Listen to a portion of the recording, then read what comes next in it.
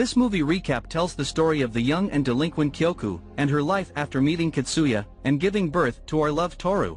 Kyoku was raised by parents that don't care much about her. The father is always angry and her mother only cares about their appearances as a family in front of their neighbors. This pressure made Kyoku join gangs when she was only in middle school, and became a violent and hateful person. Despite she doesn't go to school very often, but one day she went and got scolded by her teachers for her outfit and her aggressive attitude toward others. Then after she snapped on them, they left her in a room to wait for her parents to pick her up, and that's the moment when she met Katsuya for the first time. She got angry at him after thinking that he despised her like everybody else, but in fact he saw himself in her, as she is very lonely and wants someone to care about her just like he feels inside his heart. He takes her by hand and introduces himself to her and then treats her to a ramen. Kyoku thought that he is a strange teacher as her first impression and how he invited her to a restaurant after just meeting her. Katsuya told her that he is a teacher in training, and he teased her and called her Miss No Eyebrows. On another day, Kyoku thought that the other teachers scolded Katsuya for getting her out of the school, but despite he told them that she was sick. He had his father prestige because he taught in this school for a long time,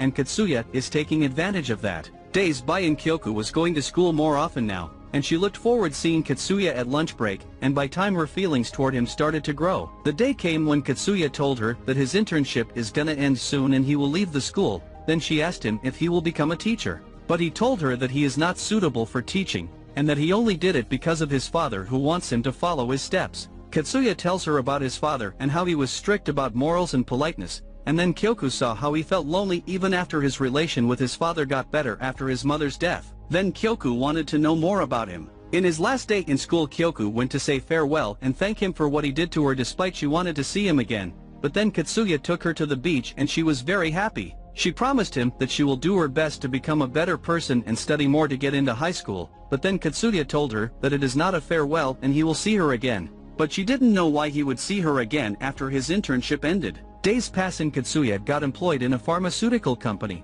while he was meeting Kyoku every weekend to help her study. Everything was good until her gang leader punished her for trying to leave the gang. She went to hospital and missed the chance for the high school entrance exam, which she was studying hard to take it. She couldn't know how she will face Katsuya after what he has done to her, and she felt guilty, and what happened to her was only reaping what she sowed. She went back home, but her father told her to live as she wants and die as she wants, because she is no longer their daughter. But then Katsuya enters and tells him that he is an irresponsible father, and he is serious and will marry Kyoku. He takes her outside and apologizes for his sudden proposal, and then he tells her that he didn't say it because he pitied her, but rather he fell in love with her from the first moment he saw her crying because she felt lonely like how he was feeling. Despite Katsuya's family was against their marriage, but his father was the only one who approved their marriage, and he was very understanding and encouraged them, which made Kyoku confused after Katsuya was always telling her that his father is a strict person.